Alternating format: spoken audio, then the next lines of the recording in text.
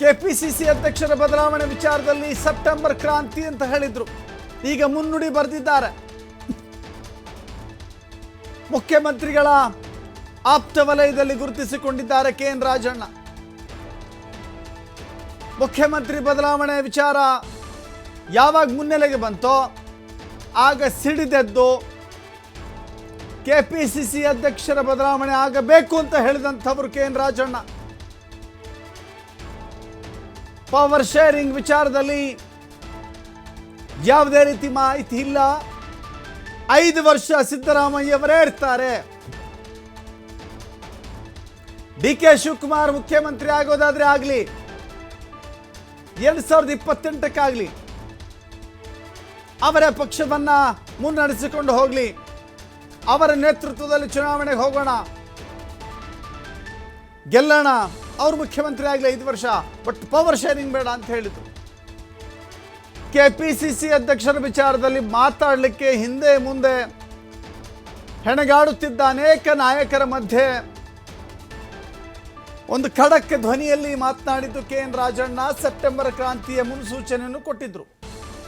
ಆದರೆ ಆಗಸ್ಟ್ನಲ್ಲಿಯೇ ಅದಕ್ಕೊಂದು ಮುನ್ನುಡಿ ಬರೆದ್ರ ಡೋಂಟ್ ನೋ. ಎಸ್, ಮತ್ತಷ್ಟು ಮಾಹಿತಿಯನ್ನು ಕೊಡಲಿಕ್ಕೆ ನಮ್ಮ ಪ್ರತಿನಿಧಿ ಎಲ್.ಎನ್. ಸ್ವಾಮಿ ನೇರ ಸಂಪರ್ಕದಲ್ಲಿ ಜಾಯ್ನ್ ಆಗ್ತಾ ಇದ್ದಾರೆ. ಸೆಪ್ಟೆಂಬರ್ ಕ್ರಾಂತಿ ಅಂತ ಹೇಳ್ತಾ ಇದ್ರು ಸ್ವಾಮಿ. ಈಗ ಆಗಸ್ಟ್ನಲ್ಲಿಯೇ ಒಂದು ಕ್ರಾಂತಿಯ ಕಿಡಿ, ಕ್ರಾಂತಿ ಅಂತ ಹೇಳೋಕ್ಕಾಗೋದಿಲ್ಲ, ಕ್ರಾಂತಿಯ ಕಿಡಿ ಮೂಡಿದೆ ಅಂತ ಹೇಳಬೇಕಾ, ಅಥವಾ ಇದು ಎಲ್ಲೋ ಸೆಪ್ಟೆಂಬರ್ ಕ್ರಾಂತಿ ಆಗುತ್ತೆ ಅಂತ ಹೇಳ್ತಾ ಇದ್ದಂಥ ರಾಜಣ್ಣ ಅವರನ್ನು ಈ ಸಂಪುಟದಿಂದ ಕೈ ಬಿಟ್ಟರೆ ಸೆಪ್ಟೆಂಬರ್ ಕ್ರಾಂತಿ ಆಗೋದಿಲ್ಲ ಅಂತ ಕೆಲವರ ಮನಸ್ಸಲ್ಲಿ ಭಾವನೆ ಇದೆಯಾ? ಹೆಂಗೆ ಅರ್ಥೈಸ್ಕೊಳ್ಬೋದು ಇದನ್ನು ಅಂತ? ದಶರಥ್, ಸದ್ಯ ಸೆಪ್ಟೆಂಬರ್ ಕ್ರಾಂತಿ ಎಂದು ಅಚ್ಚರಿ ಹೇಳಿಕೆ ಮೂಲಕ ರಾಜ್ಯ ಸರ್ಕಾರಕ್ಕೆ ಮತ್ತಷ್ಟು ಸಂಕಷ್ಟಕ್ಕೆ ಈಡಾಗಿತ್ತು ಈ ಹೇಳಿಕೆಯನ್ನು ಕೊಟ್ಟರು ರಾಜಣ್ಣನವರು. ಕೆಎನ್ ರಾಜಣ್ಣನವರ ಈ ಹೇಳಿಕೆ ಬಳಿಕ ರಾಜಕೀಯದಲ್ಲಿ ಸಾಕಷ್ಟು ಚರ್ಚೆಗಳು ಶುರುವಾಗಿದ್ವು.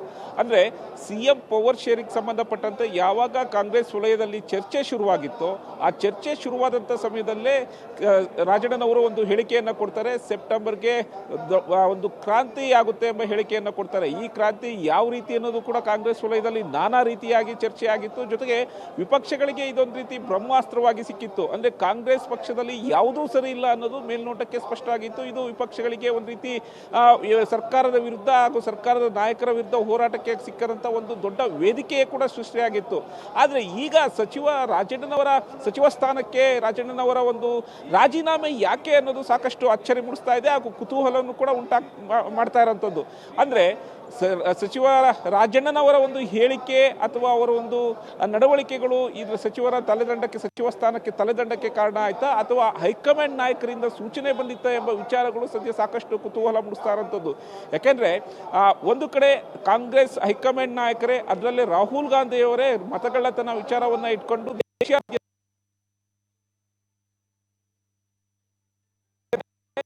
ಮತಗಳ್ಳತನ ಮೂಲಕ ಅಧಿಕಾರಕ್ಕೆ ಬಂದಿದೆ. ಅದರಲ್ಲೂ ಕರ್ನಾಟಕದಲ್ಲಿ ಸಾಕಷ್ಟು ಮತಗಳ್ಳತನ ಆಗಿದೆ ಎಂಬ ಆರೋಪವನ್ನ ಮಾಡಿ ಒಂದು ದೊಡ್ಡ ಸುದ್ದಿಗೋಷ್ಠಿಯನ್ನು ನಡೆಸ್ತಾರೆ. ಜೊತೆಗೆ ಕರ್ನಾಟಕ ರಾಜ್ಯಕ್ಕೆ ಬಂದು ಬೆಂಗಳೂರಿನಲ್ಲಿ ಒಂದು ದೊಡ್ಡ ಪ್ರತಿಭಟನೆಯನ್ನು ನಡೆಸ್ತಾರೆ. ಅಂದ್ರೆ ನೇರವಾಗಿ ಮತಗಳ್ಳತನ ವಿಚಾರಕ್ಕೆ ಸಂಬಂಧಪಟ್ಟಂತೆ ಬಿಜೆಪಿ ವಿರುದ್ಧ ಒಂದು ರೀತಿ ಹೋರಾಟ ಮಾಡಬೇಕು ಅಂತ ಎಲ್ಲ ತಮ್ಮ ಮಿತ್ರ ಪಕ್ಷಗಳಿಗೂ ಕೂಡ ರಾಹುಲ್ ಗಾಂಧಿ ಅವರನ್ನು ಕರೆ ಕೊಡ್ತಾರೆ. ಜೊತೆಗೆ ಇದರ ವಿರುದ್ಧ ನಾವು ಹೋರಾಟಕ್ಕೆ ಸಜ್ಜಾಗಬೇಕು ಅನ್ನೋದು ಹೇಳ್ತಾರೆ. ಈ ಹೇಳಿಕೆಯ ಬೆನ್ನಲ್ಲೇ ರಾಜಣ್ಣನವರು ಒಂದು ಹೇಳಿಕೆ ಕೊಡ್ತಾರೆ. 2024 ಲೋಕಸಭಾ ಚುನಾವಣೆ ಆದಂಥ ಸಂದರ್ಭದಲ್ಲಿ ಅಧಿಕಾರದಲ್ಲಿ ಇದ್ದಿದ್ದು ನಮ್ಮ ಸರ್ಕಾರ, ನಮ್ಮ ಅಧಿಕಾರಿಗಳು, ನಾವೇನು ಮಾಡ್ತಾ ಇದ್ವೋ ಇದು ಯಾರ್ದು ತಪ್ಪು ಅನ್ನೋದು ಕೂಡ ಒಂದು ಹೇಳಿಕೆ ಕೊಟ್ಟಿದ್ರು. ಇದು ರಾಷ್ಟ್ರ ಮಟ್ಟದಲ್ಲೂ ಕೂಡ ಸಾಕಷ್ಟು ಚರ್ಚೆ ಆಗಿತ್ತು. ಹಾಗಾಗಿ ಈ ಹೇಳಿಕೆಯಿಂದಲೇ ಸಚಿವ ಸ್ಥಾನಕ್ಕೆ ತಲೆದಂಡ ಸಚಿವರ ಕೆಎನ್ ರಾಜಣ್ಣನವರ ಒಂದು ತಲೆದಂಡ ಆಯ್ತಾ ಅನ್ನೋದು ಸಾಕಷ್ಟು ಚರ್ಚೆ ಆಗ್ತಾ ಇರೋಂಥದ್ದು. ಯಾಕೆಂದ್ರೆ ಈಗಾಗಲೇ ರಾಹುಲ್ ಗಾಂಧಿ ಅವರು ರಾಷ್ಟ್ರ ಮಟ್ಟದಲ್ಲಿ ಹೋರಾಟ ಶುರು ಮಾಡ್ತಾ ಇದ್ದಾರೆ. ದೆಹಲಿಯಲ್ಲಿ ಬೃಹತ್ ಹೋರಾಟ ಆಗ್ತಾ ಇದೆ. ಇಂಥ ಸಮಯದಲ್ಲಿ ಇಂಥ ಹೇಳಿಕೆ ಎಷ್ಟು ಸಮಂಜಸ ಕಾಂಗ್ರೆಸ್ ವಲಯದಲ್ಲಿ ಅನ್ನೋದು ಕೂಡ ಸಾಕಷ್ಟು ಚರ್ಚೆ ಆಗ್ತಾ ಇರೋಂಥದ್ದು. ಹಾಗಾಗಿ ಈ ಎಲ್ಲ ಬೆಳವಣಿಗೆಯ ಬೆನ್ನಲ್ಲೇ ಈಗ ಸಚಿವ ಸ್ಥಾನಕ್ಕೆ ರಾಜಣ್ಣನವರು ರಾಜೀನಾಮೆ ಕೊಟ್ಟಿರೋಂಥದ್ದು. ಇನ್ನೇನು ಕೆಲವೇ ಕ್ಷಣಗಳಲ್ಲಿ ಅಧಿಕೃತವಾಗಿ CM ಸಿದ್ದರಾಮಯ್ಯನವರು ಸದನದ ಒಳಗೆ ಹೇಳ್ತಾರೆ ಅನ್ನೋದು ಎಲ್ಲ ಸಾಧ್ಯತೆಗಳು ಇದೆ. ಅಂದ್ರೆ ಒಂದು ಕಡೆ KN ರಾಜಣ್ಣನವರ ಒಂದು ನೇರ ನುಡಿಗಳು ಅವರ ಒಂದು ಈ ರಾಜೀನಾಮೆಗೆ ಕಾರಣ ಆಗುತ್ತಾ ಅನ್ನೋದು ಈ ಹಿಂದಿಂದ ಬಂದಂತಹ ಒಂದು ಅವರ ರಾಜಕೀಯ ಒಂದು ಹೇಳಿಕೆಗಳು ಕೂಡ ನಾವು ನೋಡಬೇಕಾಗುತ್ತೆ. ಯಾಕೆಂದರೆ ರಾಜ್ಯ ಕಾಂಗ್ರೆಸ್ ವಲಯದಲ್ಲಿ ಪವರ್ ಶೇರಿಂಗ್ ವಿಚಾರಕ್ಕೆ ಸಂಬಂಧಪಟ್ಟಂತೆ ಸಿದ್ದರಾಮಯ್ಯನವರ ಪರ ಬ್ಯಾಟಿಂಗ್ ಮಾಡಿದರು. ಅಂದರೆ ಪವರ್ ಶೇರಿಂಗ್ ಆಗೋದಿಲ್ಲ, 5 ವರ್ಷಗಳ ಕಾಲ CM ಸ್ಥಾನದಲ್ಲಿ ಸಿದ್ದರಾಮಯ್ಯನವರೇ ಅಧಿಕಾರ ಮುಂದುವರಿಸ್ತಾರೆ, ನಾವೆಲ್ಲರೂ ಕೂಡ ಬೆಂಬಲವಾಗಿದ್ದೀವಿ ಅಂತ ಹೇಳಿದರು. ಜೊತೆಗೆ CM ಆಪ್ತ ವಲಯದಲ್ಲಿ ಹೆಚ್ಚಾಗಿ ಗುರುತಿಸ್ಕೊಂಡಿದ್ರು. 1-2-3 ಬಾರಿ ದೆಹಲಿಗೆ ಹೋಗಿ ಬಂದಿದ್ರು. ದೆಹಲಿಗೆ ಹೋಗಿ ಬಂದಂಥ ಸಂದರ್ಭದಲ್ಲೂ ಯಾವುದೇ ಕಾರಣಕ್ಕೂ CM ಸಿದ್ದರಾಮಯ್ಯನವರನ್ನ ಬದಲಾವಣೆ ಮಾಡಲ್ಲ ಅಂತ ಹೇಳಿದರು. ಜೊತೆಗೆ ನಾನು KPCC ಅಧ್ಯಕ್ಷ ಸ್ಥಾನಕ್ಕೆ ನಾನು ಜವಾಬ್ದಾರಿಯನ್ನು ಹೊರ್ತೀನಿ, ನಾನು ನನ್ನ ಸಚಿವ ಸ್ಥಾನಕ್ಕೆ ರಾಜೀನಾಮೆ ಕೊಡ್ತೀನಿ, ನಾನು KPCC ಅಧ್ಯಕ್ಷ ಸ್ಥಾನವನ್ನು ವಹಿಸ್ಕೊಳ್ತೀನಿ ಅನ್ನೋದು ಹೇಳಿದರು. ಹಾಗಾಗಿ ಜೊತೆಗೆ ಒಂದು ಕಡೆ ಮತಗಳ್ಳತನದ ವಿರುದ್ಧ ಹೇಳಿಕೆಗಳು, ಮತ್ತೊಂದು ಕಡೆ CM ಆಪ್ತ ವಲಯದಲ್ಲಿ ಗುರುತಿಸ್ಕೊಂಡಿದ್ದು, ಮತ್ತೊಂದು ಕಡೆ KPCC ಅಧ್ಯಕ್ಷ ಸ್ಥಾನಕ್ಕೆ ನಾನು ಈಗ ರೇಸ್ನಲ್ಲಿದ್ದೀನಿ ಅಂತ ಹೇಳಿದ್ದು, ಸೆಪ್ಟೆಂಬರ್ ಕ್ರಾಂತಿ ವಿಶೇಷವಾಗಿ ರಾಜ್ಯದಲ್ಲಿ ಸೆಪ್ಟೆಂಬರ್ ಕ್ರಾಂತಿ ಎಂಬ ಹೊಸ ಬಾಂಬ್ ಸಿಡಿಸಿದ್ದ ಒಂದು ವಿಚಾರ ಸಾಕಷ್ಟು ಕುತೂಹಲಕ್ಕೆ ಕಾರಣವಾಗಿತ್ತು.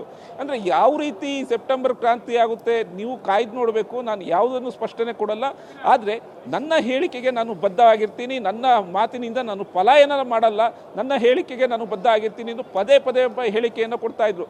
ಈಗಾದ ಬಳಿಕ ಹಾಸನದ ತಮ್ಮ ಉಸ್ತುವಾರಿ ಸ್ಥಾನಕ್ಕೂ ರಾಜೀನಾಮೆಯನ್ನು ನಾನು ಕೊಡ್ತೀನಿ, ನನ್ನ ಇದರಿಂದ ಮುಕ್ತಿಗೊಳಿಸಿ ಎಂಬ ಒಂದು ಪತ್ರವನ್ನು CM ಸಿದ್ದರಾಮಯ್ಯನವ್ರಿಗೆ ಕೊಡ್ತಾರೆ. ಆ ಬಳಿಕ ನನ್ನ ಸಾಕಷ್ಟು ಕೆಲಸಗಳಿವೆ, ವೈಯಕ್ತಿಕ ಕೆಲಸಗಳಿದೆ, ಹಾಗಾಗಿ ಉಸ್ತುವಾರಿ ಸಚಿವ ಸ್ಥಾನಕ್ಕೂ ನಾನು ಸಮರ್ಪಕವಾಗಿ ಕೆಲಸ ಮಾಡೋಕ್ಕಾಗ್ತಾ ಇಲ್ಲ ಎಂಬ ಹೇಳಿಕೆಯನ್ನು ಕೊಟ್ಟು ಅಚ್ಚರಿ ಮೂಡಿಸಿದ್ರು. ಆದರೆ ಇವತ್ತಿನಿಂದ ಮುಂಗಾರು ಅಧಿವೇಶನ ಶುರುವಾಗಿದೆ.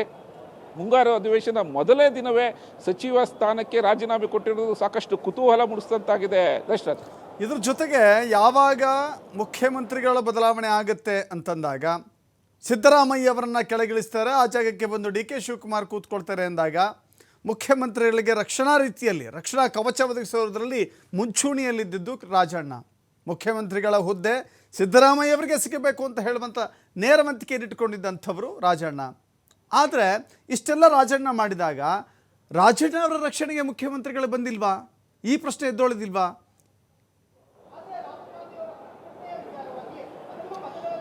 ಖಂಡಿತ ದಶರಥ್, ಈಗಾಗಲೇ ಸಚಿವ ಸ್ಥಾನಕ್ಕೆ ರಾಜೀನಾಮೆ ವಿಚಾರ ಕಳೆದ 2 ದಿನಗಳ ಹಿಂದಲೇ ಸಚಿವ ಸ್ಥಾನಕ್ಕೆ ರಾಜೀನಾಮೆ ಕೊಟ್ಟಿದ್ರು ಎಂಬ ಚರ್ಚೆಗಳು, ಈಗ ಆ ಮಾಹಿತಿಗಳು ಸಿಗ್ತಾ ಇರೋಂಥದ್ದು. ಈ ಬಗ್ಗೆ ಸಾಕಷ್ಟು ಇತ್ತೀಚಿನ ಸಚಿವರ ಒಂದು ಸ್ಥಾನಕ್ಕೆ ರಾಜೀನಾಮೆ ವಿಚಾರದ ಬಳಿಕ CM ಕೂಡ ಮನವೊಲಿಕೆ ಮಾಡೋದಕ್ಕೆ ಪ್ರಯತ್ನ ಪಟ್ಟರು. ನಂತರ ಗೃಹ ಸಚಿವರಾದಂಥ ಪರಮೇಶ್ವರ್ ಕೂಡ ಮನವೊಲಿಕೆಗೆ ಪ್ರಯತ್ನ ಪಟ್ಟರು. ಇನ್ನು ಇತರ ಶಾಸಕರು ಕೂಡ ಸಾಕಷ್ಟು ಒಂದು ಕಸರತ್ತನ್ನು ಪಟ್ಟಿದ್ರು. ಜೊತೆಗೆ ಸ್ವತಃ KN ರಾಜಣ್ಣವರ ಪುತ್ರ MLC ರಾಜೇಂದ್ರ ಅವರು ಕೂಡ ಆಗಮಿಸ್ತಾರೆ. ಅವರು ಒಂದಿಷ್ಟು ಅವರ ತಂದೆಯ ಜೊತೆ ಮಾತಾಡ್ತಾರೆ. ಈ ಕಾರಣ ಏನು ಸ್ಪಷ್ಟನೆಯನ್ನು ಕೇಳೋದಕ್ಕೆ ಮುಂದಾಗ್ತಾರೆ.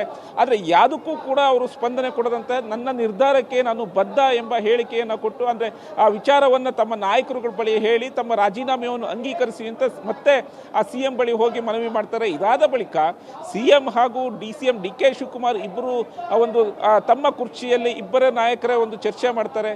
ಸಾಕಷ್ಟು ಚರ್ಚೆ ಮಾಡಿ ಇನ್ನಷ್ಟು ರಾಜಣ್ಣವರ ಒಂದು ಮನವೊಲಿಸೋದಕ್ಕೆ ಕಸರತ್ತನ್ನು ಪಡ್ತಾರೆ. ಆದರೆ ಯಾವುದಕ್ಕೂ ಕೇರ್ ಮಾಡದೆ ರಾಜೀನಾಮೆಯನ್ನು ನಾನು ರಾಜೀನಾಮೆ ಕೊಡ್ತೀನಿ ಎಂಬ ಹೇಳಿಕೆಯನ್ನು ಜೊತೆಗೆ ತಮ್ಮ ನಿರ್ಧಾರಕ್ಕೆ ನಾನು ಬದ್ಧವಾಗಿರ್ತೀನಿ ಅನ್ನೋ ತಿಳಿಸಿರುವಂಥದ್ದು. ಹಾಗಾಗಿ ಸಚಿವರ ರಾಜೀನಾಮೆ ಈಗ ಸಚಿವ ಸ್ಥಾನಕ್ಕೆ ಏನು ರಾಜೀನಾಮೆ ಕೊಟ್ಟಿದ್ರು, ರಾಜೀನಾಮೆ ಅಂಗೀಕಾರ ಆಗಿದೆ. ಆದರೆ ಇದು ಒಂದು ಕಡೆ ವಿಪಕ್ಷ ನಾಯಕರಿಗೆ, ಅಂದರೆ JDS ಹಾಗೂ BJP ನಾಯಕರಿಗೆ ಮತ್ತೊಂದು ಹೋರಾಟಕ್ಕೆ ಹಾಗೂ ಕಾಂಗ್ರೆಸ್ ವಿರುದ್ಧದ ಹೋರಾಟಕ್ಕೆ ಒಂದು ಬ್ರಹ್ಮಾಸ್ತ್ರ ಸಿಕ್ಕಿದೆ ಅಂತ ಹೇಳ್ಬೋದು. ಯಾಕೆಂದರೆ ಒಂದು ಚರ್ಚೆ ಆಗ್ತಾ ಇರೋದು ರಾಹುಲ್ ಗಾಂಧಿಯವರ ಮತಗಳ್ಳತನ ಆರೋಪಕ್ಕೆ ಸಂಬಂಧಪಟ್ಟಂತೆ ವ್ಯತಿರಿಕ್ತ ಹೇಳಿಕೆಯನ್ನು ಕೊಟ್ಟಂತಹ ರಾಜಣ್ಣನವರ ತಲೆದಂಡ ಆಗಿದೆ ಅನ್ನೋದು. ಹಾಗಾಗಿ ಇದೇ ವಿಚಾರವನ್ನು ಇಟ್ಕೊಂಡು ಈಗಾಗಲೇ BJP ನಾಯಕರು ಸಾಕಷ್ಟು ಕಾಂಗ್ರೆಸ್ ನಾಯಕರ ವಿರುದ್ಧ ವಾಗ್ದಾಳಿಯನ್ನು ನಡೆಸ್ತಾ ಇರೋಂಥದ್ದು.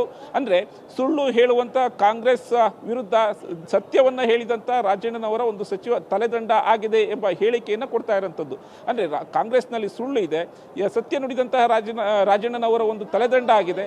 ಹಾಗಾಗಿ ಇದು ಕಾಂಗ್ರೆಸ್ ವರ್ತನೆ ಈ ರೀತಿ ಕಂಡು ಬರ್ತಾ ಇದೆ ಅನ್ನೋದು ಈಗ ವಿಪಕ್ಷಗಳು, ಅಂದರೆ BJP ನಾಯಕರು ಸಾಕಷ್ಟು ಆಕ್ರೋಶವನ್ನು ಹೊರಹಾಕ್ತಾ ಇದ್ದಾರೆ. ಜೊತೆಗೆ ರಾಜಣ್ಣನವರಿಗೆ ಒಂದು ರೀತಿ ಬಹಿರಂಗ ಪರೋಕ್ಷವಾಗಿ ಬೆಂಬಲವನ್ನು ಕೊಡ್ತಾ ಇರೋಂಥದ್ದು. ಅಂದರೆ ಈ ಸರ್ಕಾರ ಬಂದಾದ್ಮೇಲೆ ಎಸ್ ಟಿ ಸಮುದಾಯಕ್ಕೆ ಸೇರಿದಂಥ ಎರಡನೇ ನಾಯಕರಿಗೆ ಒಂದು ರಾಜೀನಾಮೆಯನ್ನು ಪಡಿತಾ ಇರುವಂಥದ್ದು. ಒಂದು ವಾಲ್ಮೀಕಿ ಹಗರಣಕ್ಕೆ ಸಂಬಂಧಪಟ್ಟಂತೆ ನಾಗೇಂದ್ರ ಅವರ ಒಂದು ತಲೆದಂಡಾಗಿತ್ತು. ಈಗ ಮತಗಳ್ಳತನ ವಿಚಾರಕ್ಕೆ ಸಂಬಂಧಪಟ್ಟಂತೆ, ವ್ಯತಿರಿಕ್ತ ಹೇಳಿಕೆಗೆ ಸಂಬಂಧಪಟ್ಟಂತೆ ಹಾಗೂ CM ಆಪ್ತ ವಲಯದಲ್ಲಿ ಗುರುತಿಸಿಕೊಂಡಿರೋ ಒಂದು ವಿಚಾರಕ್ಕೆ ಸಂಬಂಧಪಟ್ಟಂತೆ ಎಸ್ ಟಿ ನಾಯಕನ ಮತ್ತೊಮ್ಮೆ ಗುರಿ ಮಾಡಿಕೊಂಡು ಹೈಕಮಾಂಡ್ ರಾಜೀನಾಮೆ ಪಡೆದಿದ್ದಾರೆ ಅನ್ನೋದು ಸಾಕಷ್ಟು ಆರೋಪಗಳನ್ನು ಮಾಡ್ತಾ ಇರುವಂಥದ್ದು. ದಶರಥ್. ಎಸ್, ಥ್ಯಾಂಕ್ ಯು ಸ್ವಾಮಿ ನಿಮ್ಮನ್ನ ಮಾಹಿತಿಗೆ.